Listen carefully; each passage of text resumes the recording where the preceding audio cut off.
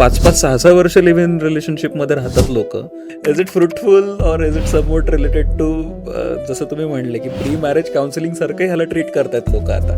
Live in मध्ये तुम्ही राहून मग नंतर तुम्ही काय निर्णय घेताय? You want to continue with that person or you want to break and then try somebody else? How is it going to work? म्हणजे आपली इंडियन सोसायटी तिथपर्यंत ठीक आहे, 5 वर्ष राहिलाय, पण आता पटत नाही म्हणल्यावरती नाही, तू आता त्याच्याशीच लग्न कर, कारण आम्हाला ते फॅमिलीमध्ये परत सोसायटी प्रेशर आणि नाव खराब होणं हे आपल्या इथे फार आहे. लिव्ह इन मध्ये राहणं चुकीचं आहे असं काही नाहीये, आणि तो मला असं वाटतं प्रत्येकाचाच कॉल असू शकतो. ओके. किंवा आता अगदी इझिली म्हटलं जातं कोणाचं भलं झालंय लग्न करून. ओके. सो कुठेतरी ह्या गोष्टी खूप आता मुलं विचार करतात. हो. की खरंच त्या बॉन्डिंग मध्ये जायचं का, त्या चौकटीत अडकायचं का. हो.